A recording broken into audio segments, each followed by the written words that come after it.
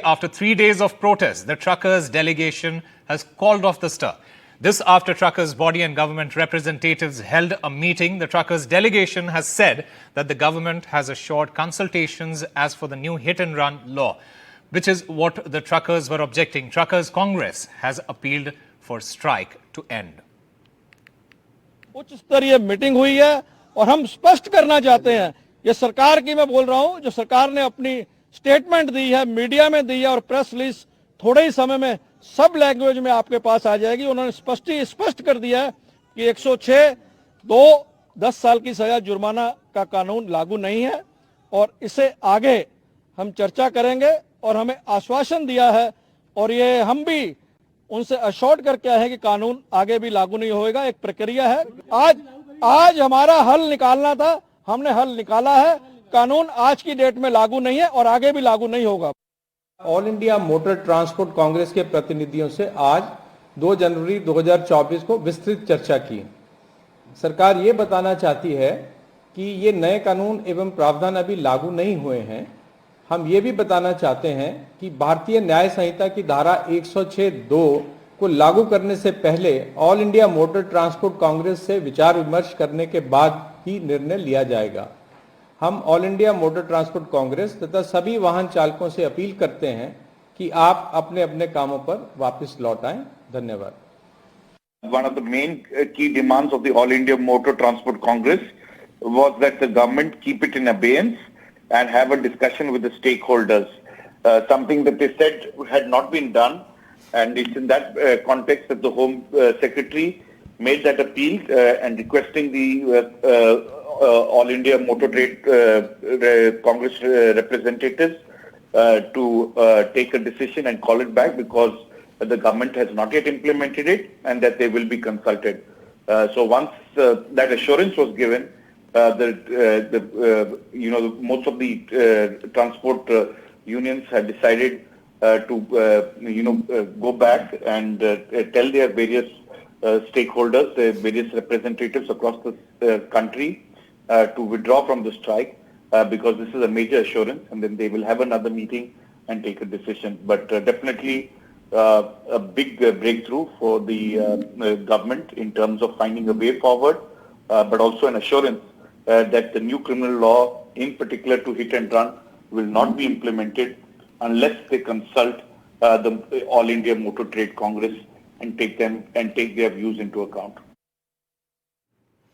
In fact, Delhi Police has formed a panel to study the Bharat Nyaya Sanhita, the new criminal law which is meant to replace the Indian Penal Code.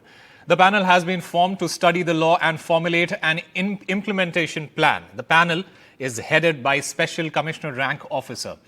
The panel also includes former Delhi Police personnel and a few lawyers.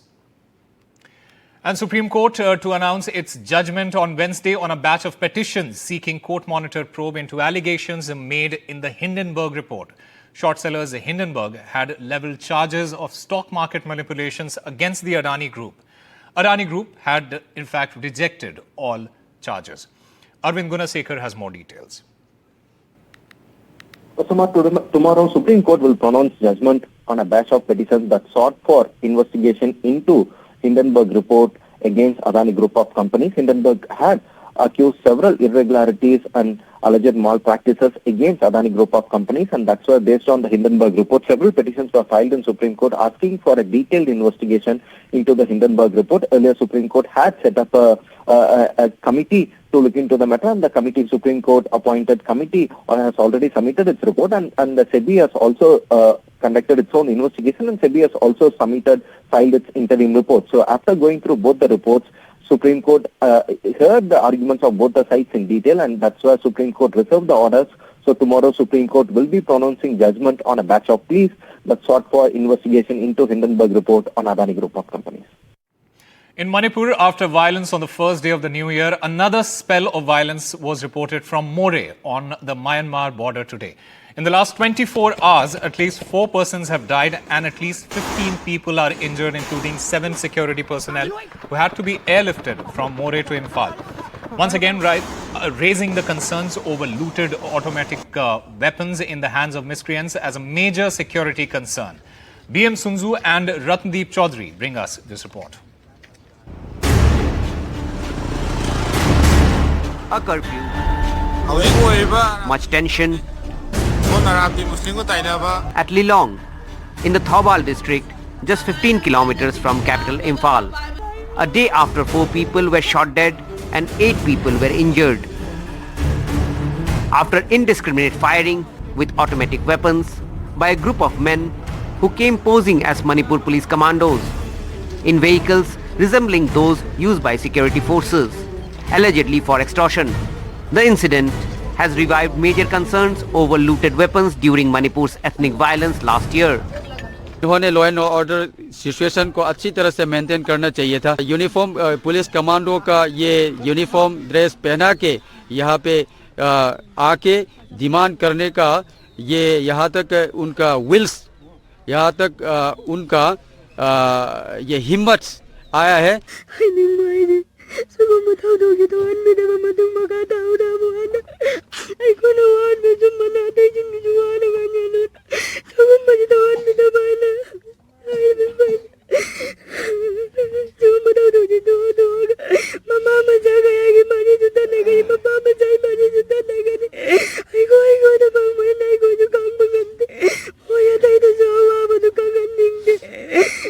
After months of ethnic violence in Manipur, in the new year violence continues in the state, and the bigger concern is the use of automatic weapons. Between May to October last year, in the peak of ethnic unrest, according to government data, 5,600 weapons were looted from police armory, and till October only 1,500 of them were recovered. 6.5 lakhs ammunitions were looted and only 20,000 were recovered in the same period. But this is not the only worry for Manipur. For past couple of days, Moreh along the Myanmar border has become a war zone between suspected militants and security forces. Today, rocket-propelled grenades were fired upon security forces, injuring 7 persons seriously. We have been reported and from many sources, the mercenary from the Myanmar side, their involvement is highly, possible. Operation is going on jointly with state security force and the central forces. Lasting peace in Manipur appears to be a very difficult task right now. With BM Sanju in Lilong, Manipur, in Guwahati, Ratndeep Chaudhary, NDTV. Government sources claim 151 Myanmar soldiers who fled to Mizoram flown out to Myanmar again. The soldiers were flown back home on a Myanmar military aircraft today from Aizawl. Remember, over 150 Myanmarese soldiers had fled to Mizoram with their arms and ammunition and approached the Assam Rifles after their camps near the India-Myanmar border were overrun by the Arakan army fighters.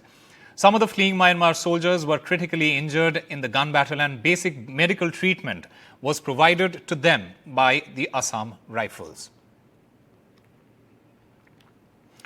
Over the last few days in West Bengal, the Trinamool Congress and the Congress Party have been trading barbs. A section of Congress leaders in West Bengal are unhappy with the possible tie-up and want to ensure it doesn't come through. The Trinamool is also getting increasingly impatient as the Congress has ignored its deadline for seat-sharing talks. Now it's all-out war with both the parties attacking each other. In Punjab, a similar situation is playing out with the Congress responding sharply to Punjab Chief Minister Bhagwant Man's Ek Thi Congress jibe. Punjab ते दिल्ली च मां अपने बच्चे नूं दुनिया दी सब तो छोटी कहानी सुना सकदी है, एक थी Congress. Amid the India bloc's seat-sharing talks for the Lok Sabha polls, a huge escalation in Punjab between the Aam Aadmi Party and the Congress. The Congress hit back with a Ek Tha Joker retort. Punjab Congress leaders recently held huge rallies in the state to convey to the High Command that an alliance with the Aam Aadmi Party will be suicidal. In West Bengal too, a section of leaders are against an alliance with the Trinamool Congress. State Congress President Adit Chaudhary continues to attack Mamata Banerjee. একটা রাজনৈতিক দল তার দেহে আজ দুর্নীতির cancer, সেই ক্যান্সারে আক্রান্ত তৃণমূলের জন্য বাঁচার কোনো অ্যানসার নেই। তৃণমূল এ বাংলায় গান case. There is a clear division between Delhi Congress and West Bengal Congress. But talks have not completely broken down and there is possibility of rapprochement. Seat sharing जितना जल्द हो जाए उतना ही अच्छा। It was the Aam Aadmi Party and the Trinamool Congress that suggested Congress President Mallikarjun Kharge's name as the face of the India alliance for the 2024 elections. The Congress party, sources say, is considering an alliance with several parties in several states, and a report will be submitted to the Congress President on Wednesday. But hopes of an alliance with the Aam Aadmi Party in Punjab and the Trinamool Congress in West Bengal seem to be slipping away, with leaders of these parties attacking each other very sharply. With Mohammad Ghazali in Punjab and camera person G.D. Shankar in Kolkata, Saurabh Gupta, NDTV. And Andhra Pradesh Chief Minister Jagan Mohan Reddy's sister, Y.S. Sharmila, is set to join Congress, drawing new battle lines for Andhra Pradesh polls. YSRTP Chief Sharmila's move would boost Congress's prospects in Andhra Pradesh and set up the possibility of a brother-sister face-off in the upcoming Lok Sabha and Assembly polls. In fact, ahead of the Telangana Assembly elections held in November last year, speculations were ripe about Sharmila merging her outfit with the Congress.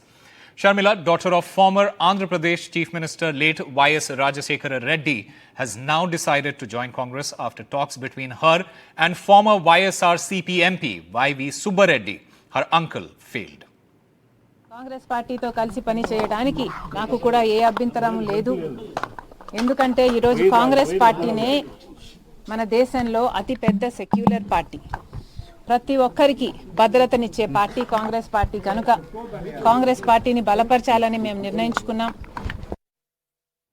Prime Minister Narendra Modi is on a two-day tour to Tamil Nadu, Lakshadweep and Kerala. His first trip in the new year, when the BJP is expected to give a big push to Mission South in the run-up to elections in 2024. Here's a report.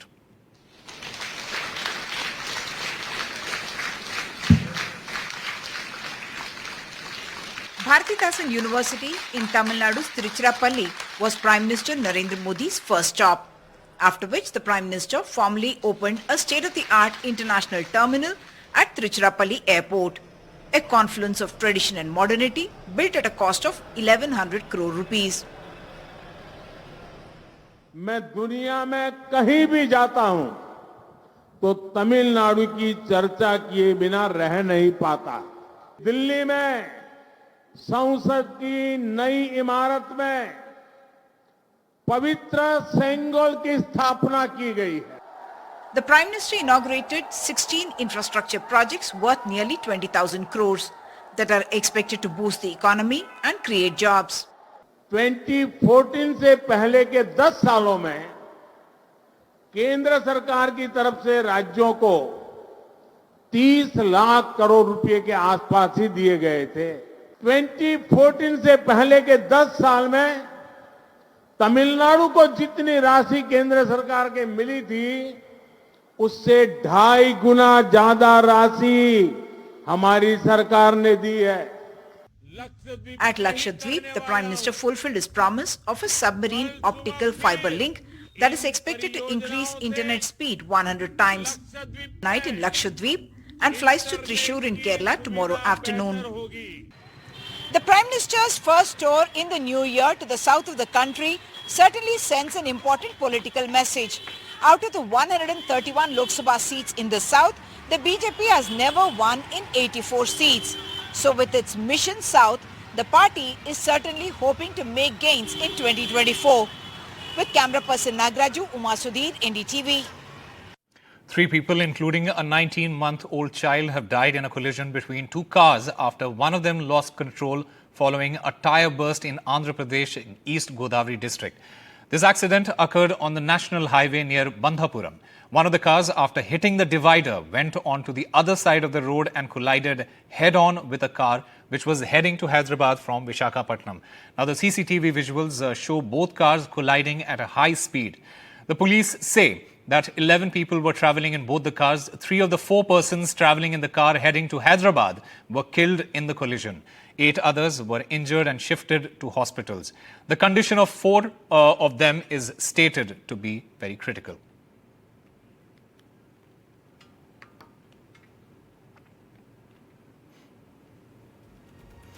We'll take a short break. More news and updates on the other side.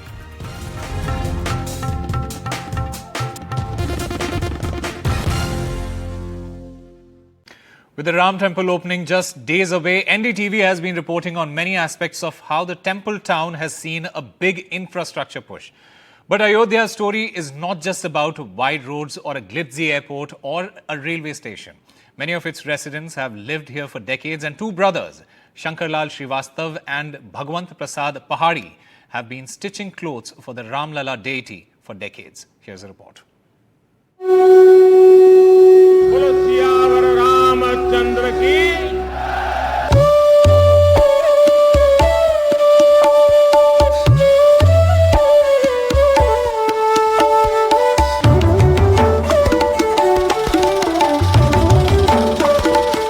58-year-old Shankar Lal and his elder brother Bhagwant Prasad, fourth generation tailors in Ayodhya's Badi Kutia locality, are the owners of this shop.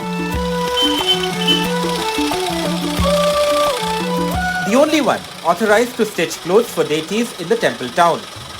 The brothers have continued the legacy of their forefathers by stitching clothes exclusively for Ramlalla and other deities that reside in Ayodhya's temples.